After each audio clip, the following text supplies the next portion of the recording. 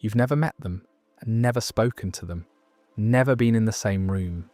And yet, when they died, or when a new film brings their life story back to the surface, something inside you broke. With the release of the new Michael Jackson biopic, millions of people are experiencing this exact wave of sudden grief. Not just hardcore fans, but people who didn't even realise how deeply that icon had shaped them. You might feel embarrassed. How do you explain to the people around you that you're mourning a stranger? You might tell yourself you're being overly dramatic, but what you're experiencing isn't strange. It is one of the most profoundly human things your brain can do. Today, we are going to look at the hidden psychology behind why we grieve people we never met, and what this sadness is actually trying to tell you about yourself. Here is what most people don't realize. Your emotional brain has a beautiful evolutionary flaw. It cannot tell the difference between a real-life connection and a media-driven one.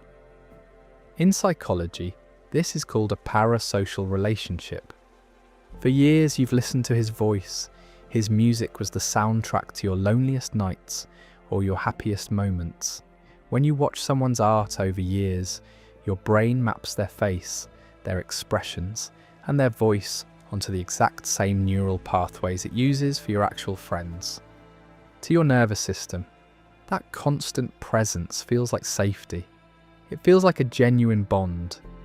So when that person is gone, or when a movie violently reminds you of their absence, your brain sounds the exact same alarm as if you lost someone from your own inner circle. You aren't mourning an illusion. Your nervous system is mourning a real attachment. But there is a second, much deeper layer to this feeling. And this is the part where we truly find ourselves. When you grieve an icon, you are rarely just grieving the person. You are grieving a version of yourself. Music is a cognitive time machine. When you hear a specific bass line or a certain vocal harmony, your brain instantly triggers the neural pathways of the year you first discovered it. You remember the bedroom you lived in, the friends you had, the innocence, the dreams, or the freedom you felt back then. Mourning someone you never met is often a disguised form of nostalgia. You are mourning the passing of time. You are realizing that a chapter of your own life is permanently closed, and that the world you grew up in has changed forever. The grief you feel for them is actually a safe space to mourn your own past. If you feel this ache deeply, it also says something incredible about your personality.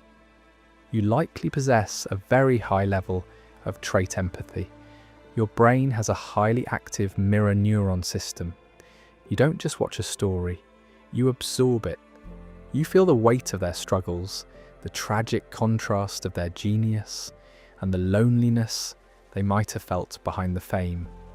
In a world that often tells us to just get over it, or forces us to move fast, feeling deep sadness for someone you didn't know can feel like a burden. It can make you feel isolated, but it is actually proof of a deeply open heart. It means your capacity to connect is not limited by distance, time, or reality. So how do we carry this heavy feeling without letting it overwhelm us? First, remove the shame. Give yourself permission to feel the ache without judging it. Second, try the anchor exercise.